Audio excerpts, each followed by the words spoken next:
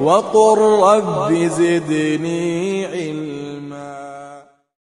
Ensuite, le cheikh il a dit فعل الفرائض والنوافل دأبه مع رؤية التقصير والنقصان. Ah là là, ce caractère-là, qu'Allah nous l'accorde. Ce caractéristique-là qu'on va voir, qu'Allah nous l'accorde. Il a dit ce sont des gens qui accomplissent les obligations.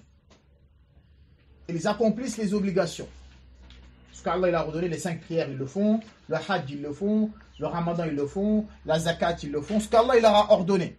Ils le font, mais eux, ils ne se limitent pas qu'à ça. Même les surrogatoires aussi, ils le font. Ils font les obligatoires et ils rajoutent avec les surrogatoires. Da'abuhum. Cela, c'est leur accoutumance, c'est leur habitude. C'est leur habitude. Ils ont l'habitude. C'est leur habitude, c'est leur accoutumance, ça. De faire les obligations et les surrogatoires avec. Le cher, il a dit Ma'aru'yati taqsiri wa nuqsani. Tout en voyant, d'après eux, ils voient dans leur personne que même avec tout ça, dans leur adoration, il y a un manque et il y a une défiance. Ils ne font pas assez. C'est ça le ma'ana, ala kulli hal. C'est qu'ils adorent Allah, ils font les obligations, ils font les surrogatoires, mais avec tout cela, pour eux, ils ne font pas assez. Le musulman, le croyant, c'est ce qu'il doit avoir, c'est ce caractéristique qu'il doit avoir. Tu ne dois jamais te contenter de ce que tu fais. Sache que tu feras jamais assez. On va voir certains dalils. Vous avez compris cela, voilà. On entend certaines personnes, ça c'est l'ignorance totale, qui se gonflent d'orgueil. Tu vois, moi, j'ai fait ça, j'ai fait le hajj 10 fois, j'ai ramené ma mère-fille, j'ai fait ci, j'ai fait ça, il est là à compter ce qu'il a fait. Pour lui, il a fait beaucoup. Et ça, c'est pas un bon caractéristique, comme on va le voir. Le cher, il a dit, Saadi dans son charf, il a dit, Hada huwa al-kamal. Il a dit, ça, c'est la perfection. C'est quoi qu'est la perfection?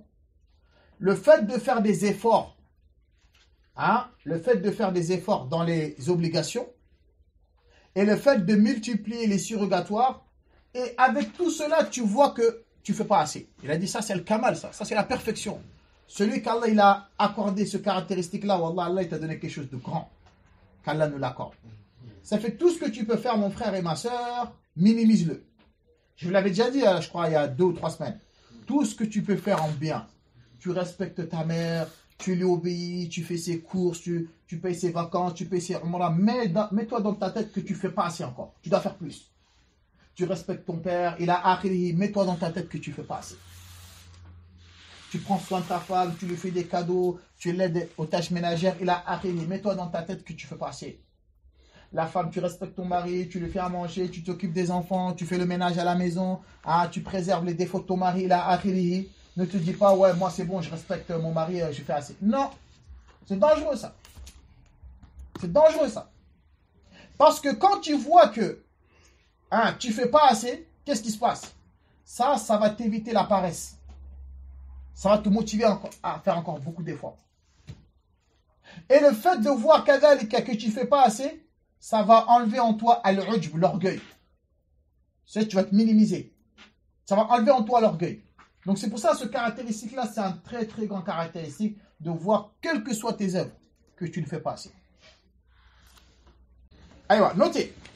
Il a été rapporté dans Al-Bukhari, numéro 4837. Écoutez bien ce qu'elle a dit. Sûrement ce hadith-là, vous l'avez déjà entendu. Aïcha l'a dit, أن النبي صلى الله عليه وسلم كان يقوم من الليل حتى تتفطر قدماه. الله أكبر. فقالت له لما تصنع هذا يا رسول الله وقد غفر الله لك ما تقدم من ذنبك وما تأخر فقال أفلا أكون عبدا شكورا. Le prophète sallallahu alayhi wa sallam, Aïcha, elle a dit, c'est pas moi qui le dis, le meilleur des hommes, que le prophète il priait tellement il reste debout que comment ça s'appelle, que sa peau elle fendait, de manière elle se déchirait, tellement il reste debout, il priait la nuit. La peau de son pied là, elle se déchirait, tellement il restait longtemps debout. Aïcha lui a dit, ya Rasulallah, pourquoi tu fais ça? Allah t'a pardonné tes péchés passés et futurs. Le prophète il pouvait se contenter, moi je suis le meilleur, je suis Mohammed, moi je suis le meilleur des hommes. Allah il m'aime plus que tout le monde, je vais avoir plus de degrés, donc je reste à ma place. Mais non, pour lui ce qu'il fait c'est pas assez. Jusqu'à qu'il prie la nuit, jusqu'à que ses pieds se déchiraient. Imaginez-vous, Yadja. Aïcha lui dit, pourquoi tu fais ça? Il a dit, hein, ne serais-je pas un serviteur reconnaissant? Allah, il m'a accordé tout cela. Donc moi, je dois être reconnaissant. On ne sera jamais assez reconnaissant. Donc il faut que je fasse plus. Donc qu'est-ce que nous on doit dire? Si le maire des hommes hein, ne se contentait pas de ce qu'il faisait, mais il faisait plus, il priait jusqu'à que ses pieds se déchiraient. Pourquoi? Parce que pour lui, il ne fait pas assez. Qu'est-ce qu'on doit dire nous? Allahu alam si on prie la nuit. Une ou deux fois dans notre vie peut-être, ou une ou deux fois chaque mois, ou une fois dans l'année que pendant le ramadan. Allahu alam. Mais regardez le prophète comme il était. Il a minimisé son œuvre. Il n'a pas dit oui, tu as raison, Aïcha, Allah m'a pardonné mes péchés présents et futurs, donc j'arrête. Je reste les bras croisés. Non, il continue à prier.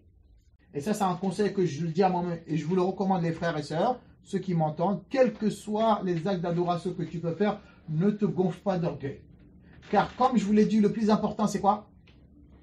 Le plus important, c'est quoi? C'est la fin.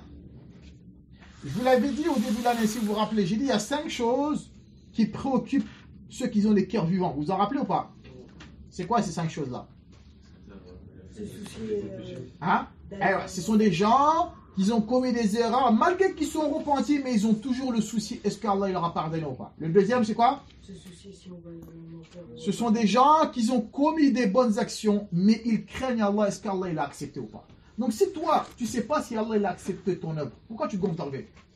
Tu ne sais même pas déjà si Allah il a accepté, déjà.